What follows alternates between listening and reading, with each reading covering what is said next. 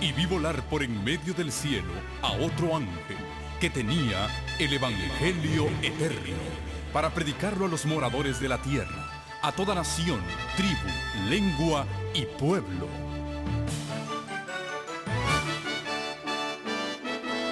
Con ustedes su programa cristiano con temas bíblicos de actualidad. Un programa que trae al mundo la verdad presente. Este es el Evangelio eterno.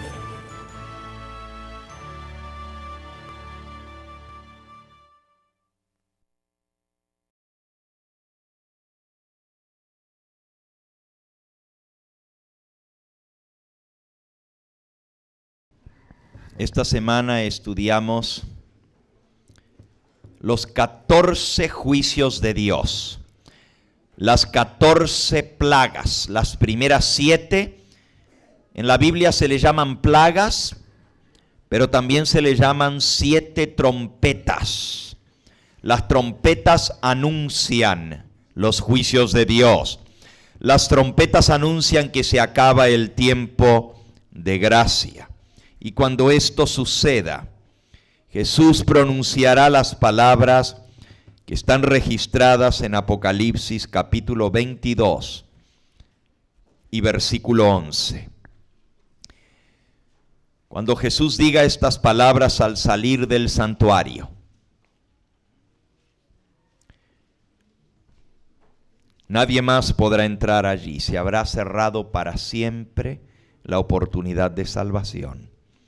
Y él dirá, hecho es, Apocalipsis 22:11, el que es injusto sea injusto todavía, el que es inmundo sea inmundo todavía, el que es justo practique la justicia todavía, y el que es santo, santifíquese todavía.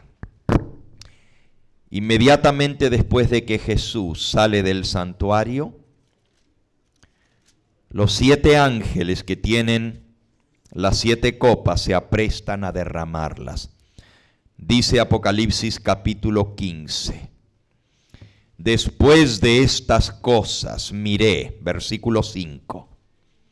Apocalipsis 15:5. Después de estas cosas miré, y aquí fue abierto en el cielo el templo del tabernáculo del testimonio. Y del templo salieron los 7 ángeles que tenían las 7 plagas, vestidos de lino, limpio y resplandeciente, ceñidos alrededor del pecho con cintos de oro. Y uno de los 4 seres vivientes entregó a los 7 ángeles 7 copas de oro, llenas de la ira de Dios que vive por los siglos de los siglos. Y el templo se llenó de humo por la gloria de Dios y por su poder. Y nadie podía entrar en el templo hasta que se hubiesen cumplido las 7 plagas de los 7 ángeles. Cuando Jesús salga del santuario,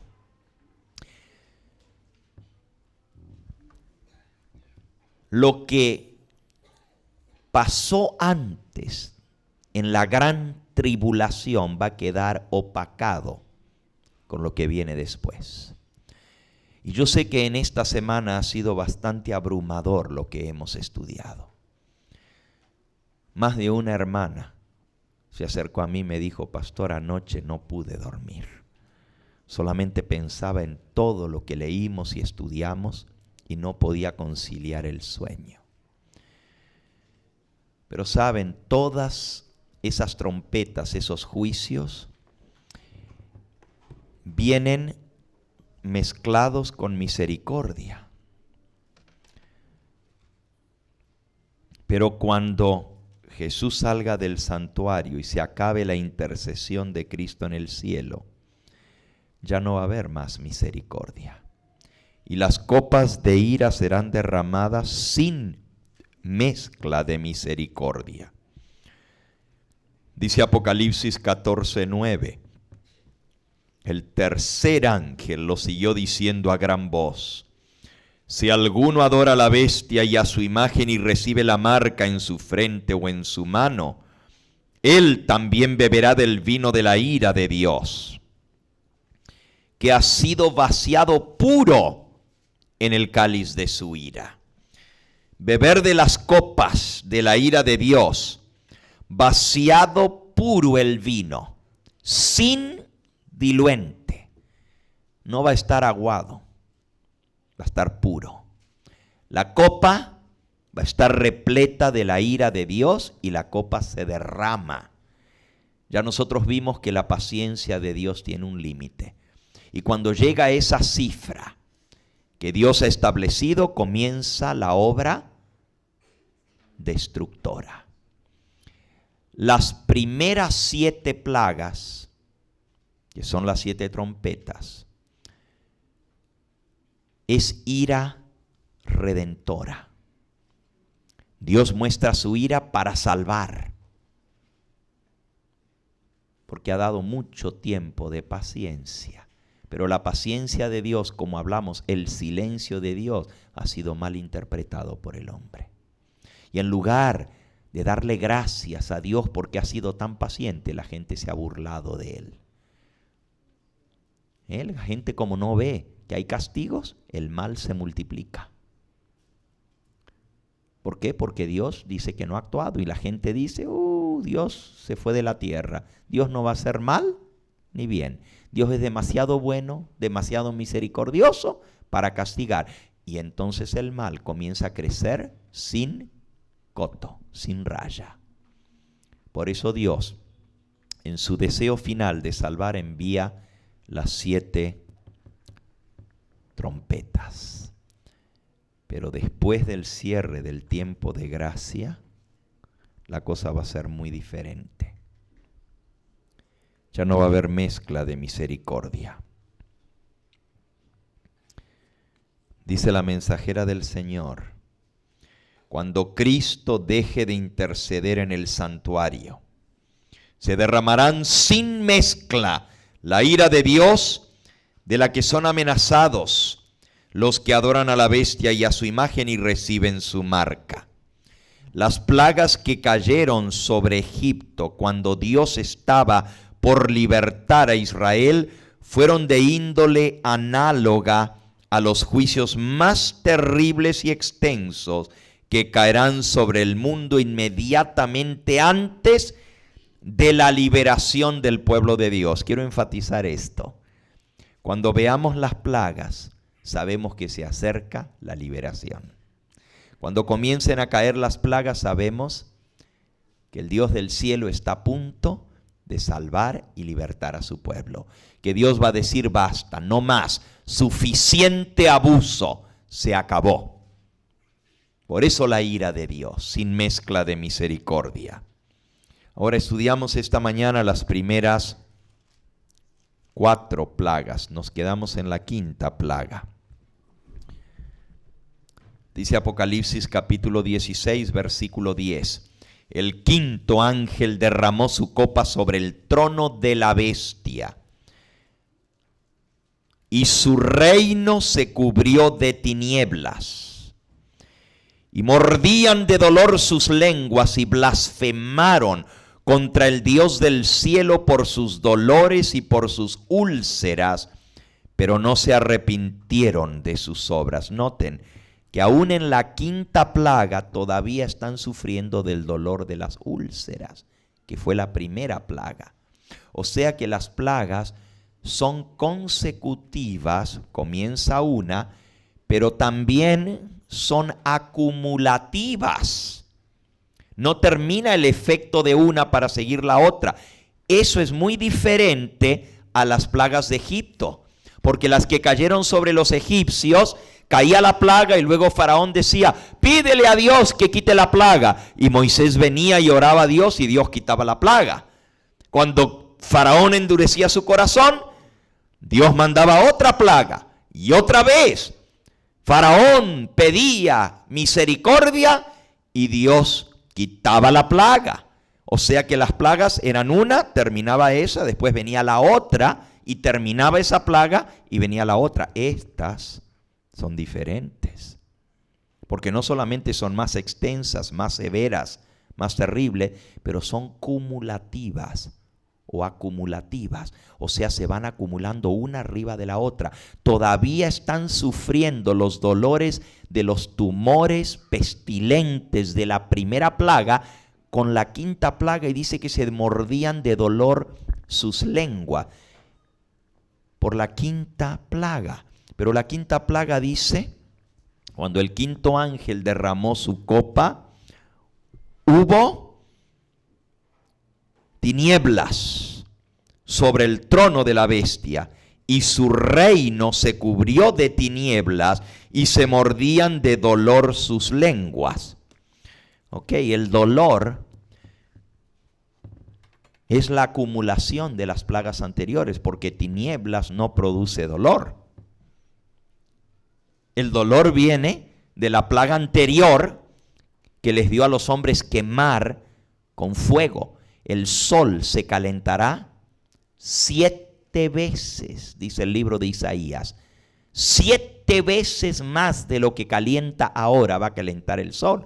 Ahora, hermano, cuando el calor sube un poquito, si está en los 90 grados, ya estamos sofocados. Pero cuando llega a los 100 o a los 110, ya no los aguantamos. Y eso es solamente un 10% más de lo que calienta normalmente.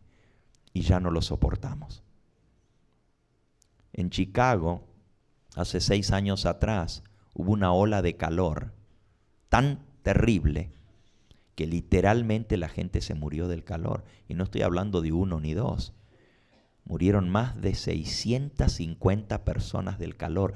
Las morgues de los hospitales estaban llenas. No había dónde más meter la gente. Porque, claro, tenían que investigar las muertes porque la gente aparecía muerta.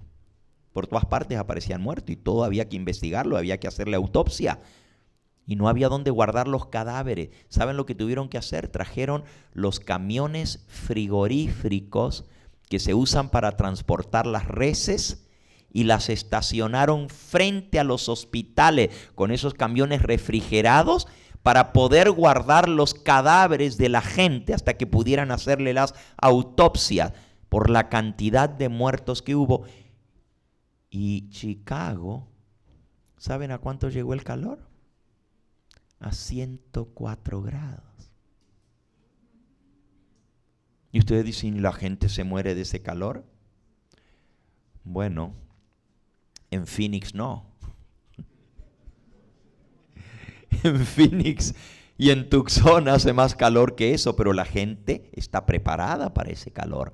Pero cuando les toma sin estar preparados, la gente que se murió no tenía aire acondicionado. En Phoenix la gente aguanta porque se mete, cierra las ventanas, las puertas y aguanta el calor. Y se sube al carro y prende el aire y va a la tienda y hay aire acondicionado. Cuando yo fui a Phoenix, la última vez que estaba en verano, temblaba de frío dentro de los supermercados porque los ponen tan bajo la temperatura, pero cuando uno sale del supermercado parece como que le da la ola de fuego, como que se metió al horno porque es tan grande el calor, así es. Pero hermanos, en Chicago la gente se murió porque no estaba preparada y lo que subió fue a 104 grados y lo normal en Chicago son 90, 95 grados. O sea que subió 10 grados más y la gente se murió. ¿Se imaginan cuando el sol caliente 7 veces? O sea que si ahora son calor 90 grados, multiplique 90 por 7.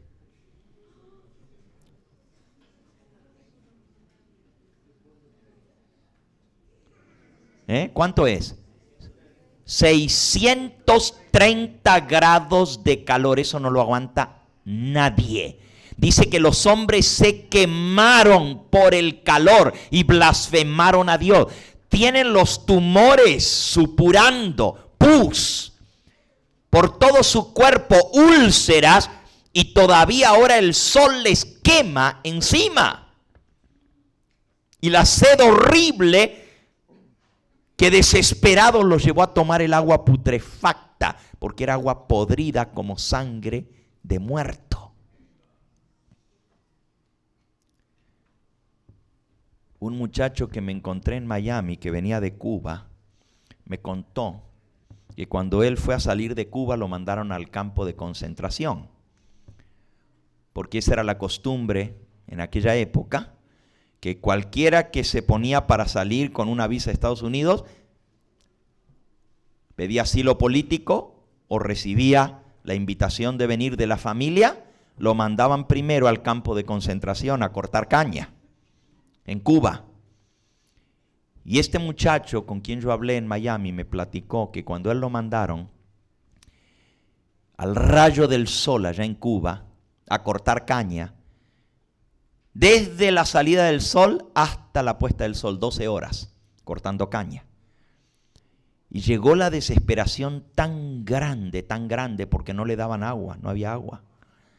Y trabajando al rayo del sol y sin agua, que ya se les rajaban los labios, les comenzaban a sangrar los labios de la sed. Y era nomás un día sin agua. Estaban desesperados y lo hacían adrede de no darle agua. Y dice que cuando llegaron de vuelta, había un barril de agua. Y fueron a tomar el agua, pero el agua estaba verde y limosa. Y a algunos les daba náuseas, pero era tanto la sed que se tomaban y cuando estaban tomando agua les pasaba una cosa verde por la garganta. Del agua podrida, los pedazos de agua podrida, con las algas y todo lo que tenían, y se tenían que comer o tomar esa agua. Imagínense cuando la gente tenga que tomar en la tercera plaga agua convertida en sangre como de muerto. O sea, agua que es sangre coagulada y podrida como de muerto, pero en la desesperación de la sed terrible, la gente va a tomar sangre coagulada. Por eso les dije lo que estamos leyendo. No se compara nada a lo que vimos durante esta semana con las trompetas. Estas son las plagas finales, sin mezcla de misericordia. Ahora, la mensajera del Señor dice en el conflicto, en la página 687, estas plagas no serán universales. De otra manera, los habitantes de la tierra serían totalmente destruidos, no quedaría gente viva. Sin embargo, serán los azotes más terribles que hayan sufrido jamás los hombres.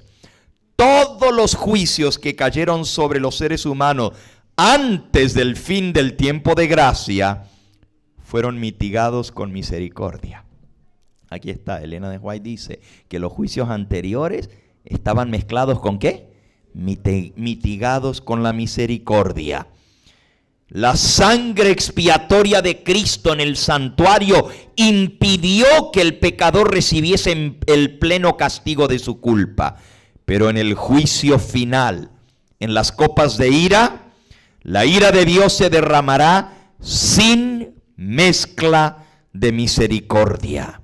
En aquellos días multitudes enteras invocarán la protección, la misericordia de Dios que por tanto tiempo despreciaron, ahora la van a pedir.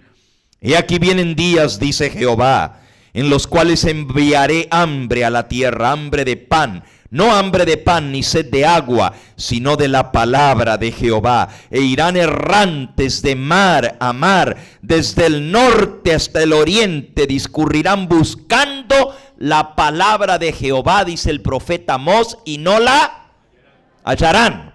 Demasiado tarde entonces. Pedirán misericordia, pero ya no hay misericordia, porque no es verdadero arrepentimiento lo que los lleva a esto. Ahí dice que blasfemaron a Dios y no se arrepintieron de sus obras. No hay genuino arrepentimiento. Lo único que quieren, igual que Faraón, es que le quite la plaga, que le quite el sufrimiento, pero no quieren arrepentirse. Versículo 11, blasfemaron contra el Dios del cielo por sus dolores y por sus úlceras, pero no se arrepintieron de sus obras. La quinta plaga comienza misteriosamente en el trono de la bestia. Una oscuridad sobrenatural comienza en el trono de la bestia. Y ahí es donde la gente va a comenzar a abrir los ojos y va a decir, bueno, si este es Dios, ¿por qué la plaga comienza en el trono de la bestia? Y se va a extender en todo su reino. Pero al igual que en el antiguo pueblo de Israel, cuando estaban en Egipto, cuando vinieron las plagas de las tinieblas, en todo Egipto había tinieblas, pero en la casa del pueblo de Dios había luz. Y usted dice, pero ¿y cómo puede haber tinieblas en todo el reino? ¿Y dónde va a estar reinando la bestia? ¿Cuál es el reino de la bestia? No, ahí está el trono de la bestia. Pero ¿dónde está reinando la bestia? Ahí lo dice Apocalipsis capítulo 13. Miren a dónde va a estar reinando la bestia. Se le dio autoridad, versículo 7. Se le dio autoridad sobre toda tribu, pueblo, lengua y nación. Y la adoraron todos los moradores de la tierra, cuyos nombres no estaban escritos en el libro de la vida del Cordero, que fue inmolado desde el principio del mundo. Amigo, amiga que me escuchas, la bestia va a dominar el mundo entero. Es un reino global.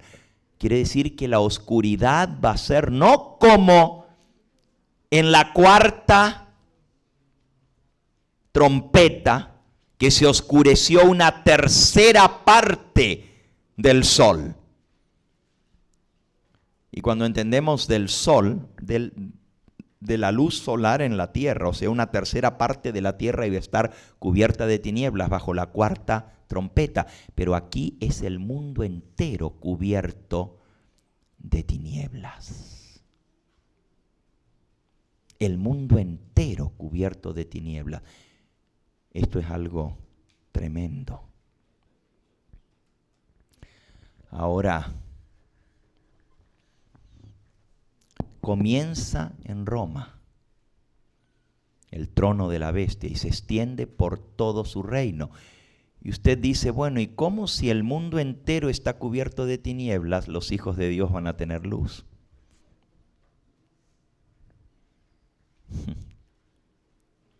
¿Ustedes creen que eso es imposible para Dios? Él envía a sus ángeles que iluminen. Los ángeles, en algunos casos, van a ser visibles, pero los ángeles son ángeles de luz. Y donde quiera que haya hijos de Dios, va a haber ángeles que los protegen. Por eso no va a haber tinieblas entre los hijos de Dios. Aunque el mundo va a estar sumido en tinieblas, los hijos de Dios van a tener luz. Wow. Por cierto, la mensajera del Señor tiene esto que decir con respecto a este tiempo tan solemne. El pueblo de Dios, página 687 del conflicto. El pueblo de Dios no quedará libre de padecimientos, pero aunque perseguido y acongojado, y aunque sufra privaciones y falta de alimento, no será abandonado para perecer. El Dios que cuidó de Elías no abandonará ninguno de sus abnegados hijos. El que cuenta los cabellos de sus cabezas, cuidará de ellos y los atenderá en tiempo de hambruna. Mientras los malvados estén muriéndose de hambre y pestilencia, los ángeles protegerán a los justos y suplirán sus necesidades. Hermanos, está escrito Isaías 33, versículo 16. Isaías 33, 16. ¿Qué dice el Señor? Y esta es una promesa que ustedes debieran guardarla en su corazón, subráyela en su Biblia, porque es una promesa para el tiempo de angustia. Isaías 33, versículo 15 y 16. el que camina en justicia, el que habla lo recto, el que aborrece la ganancia de violencias, el que sacude sus manos para no recibir cohecho, mordida, el que tapa sus oídos para no oír propuesta sanguinaria, el que cierra sus ojos para no ver cosa mala, este habitará en las alturas. Fortaleza de roca será su lugar de refugio. Se le dará su pan y sus aguas estarán seguras. Hermano, mientras los malvados estén bebiendo sangre coagulada y putrefacta, a los hijos de Dios no le va a faltar el agua. Y va a ser agua pura. Como Dios le dio al pueblo de Israel agua de la roca, en la roca va a salir agua para los hijos de Dios. Se va a repetir la historia del pueblo de Israel. El pueblo de Dios escondido en las montañas, en las rocas. De las rocas el Señor les va a hacer brotar agua que no esté contaminada, sino agua pura. Alabado sea el nombre del Señor. Y dice, se le dará su pan. Oh, no dice que nos va a dar lasaña.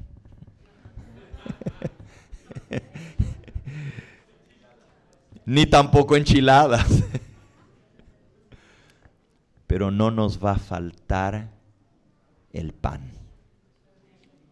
Esa es la promesa del Señor.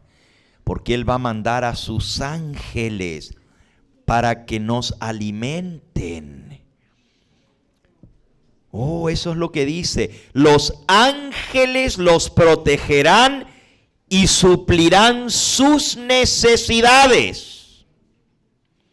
Miren la promesa del Señor en Isaías 41, 17. Isaías 41, 17.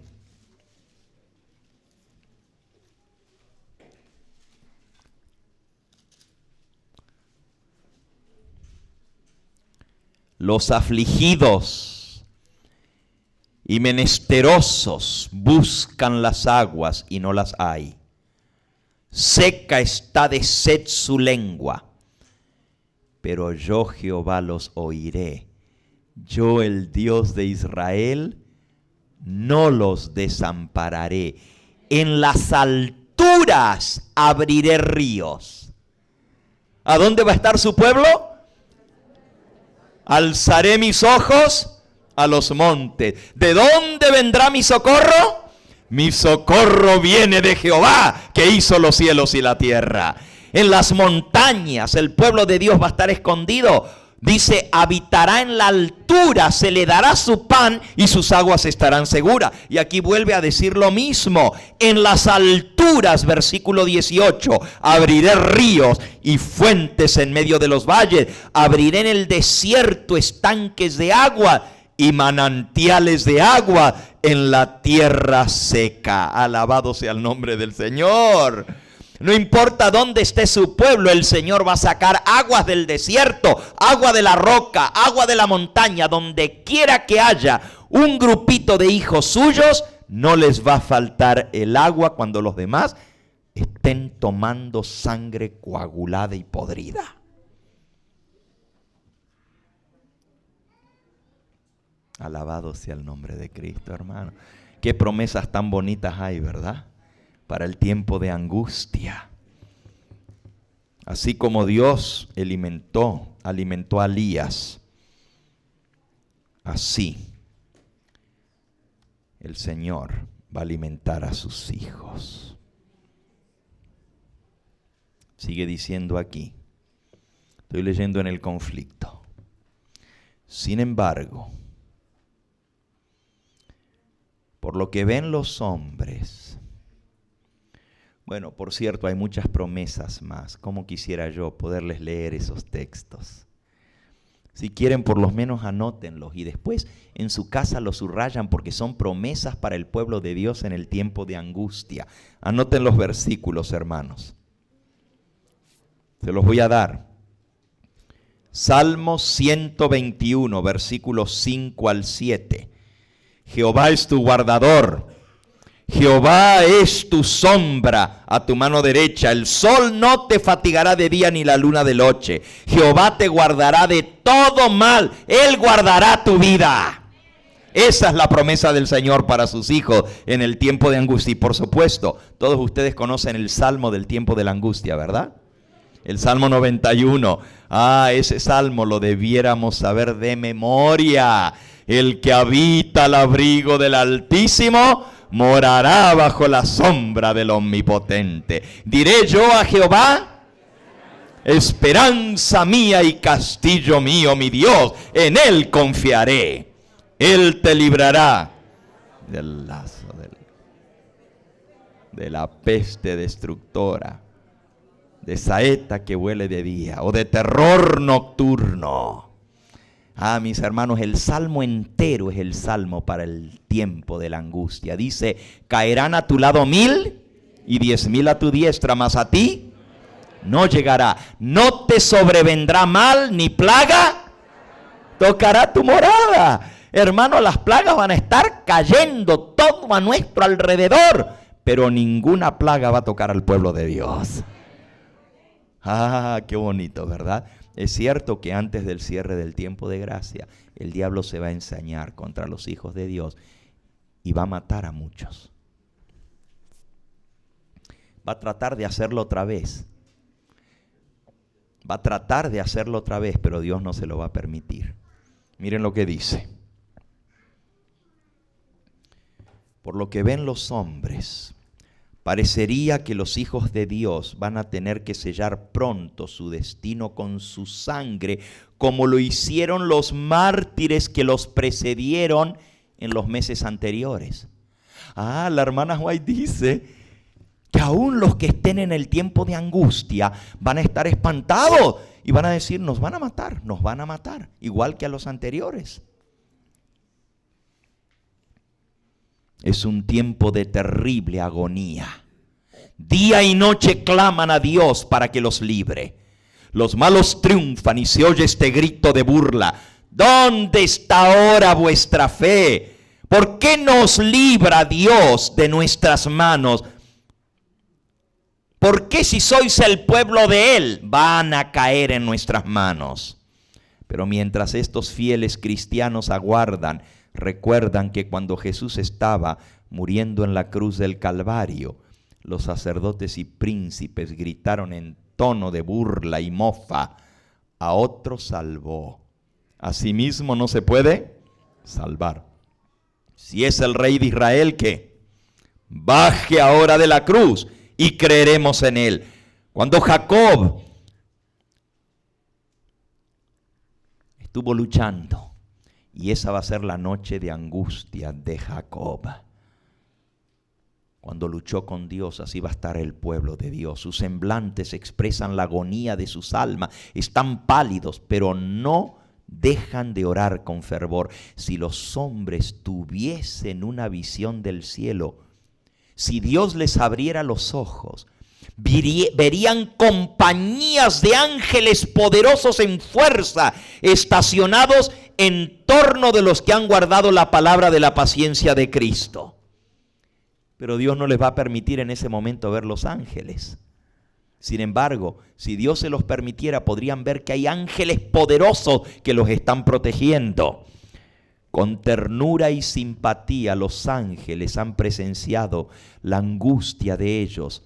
Han escuchado sus oraciones, aguardan la orden de su jefe para arrancarlos del peligro. Pero tienen que esperar un poco más. El pueblo de Dios tiene que beber la copa y ser bautizado con el bautismo. La misma dilación que es tan penosa para ellos es la mejor respuesta a sus oraciones. Mientras procuran esperar con confianza en el Señor para que Él obre, son inducidos a ejercitar su fe, a su esperanza y paciencia, como lo hicieron durante su experiencia anterior.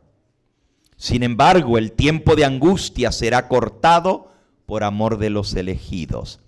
¿Y acaso no defenderá la causa de sus escogidos que claman de día y noche? Os digo que porque Dios defenderá su causa presto. El fin vendrá más pronto de lo que los hombres esperan. El trigo será recogido y atado en gavillas en el granero de Dios. La cizaña será amarrada en haces para los fuegos destructores. Los ángeles, los centinelas celestiales, fieles a su cometido, siguen vigilando y cuidando a sus hijos. Por más que un decreto general haya fijado el tiempo en que los observadores de los mandamientos de Dios puedan ser muertos, hay un decreto de muerte, hermanos. Solo que el decreto de muerte entra en vigencia a la medianoche del día específico en que se puso para que se cumpla ese decreto. Ese es el decreto de muerte. A pesar de que hay un decreto que dice que en el tiempo fijado pueden ser muertos, los enemigos en algunos casos se anticiparán al decreto y tratarán de quitarles la vida antes del tiempo fijado en el decreto. Pero nadie puede atravesar el cordón de los poderosos guardianes colocados en torno a cada fiel hijo de Dios. Va a haber ángeles que los van a proteger. Las espadas levantadas contra ellos se quiebran y caen como si fueran de paja. Algunos son atacados al huir de las ciudades y de las villas para su lugar de escondite.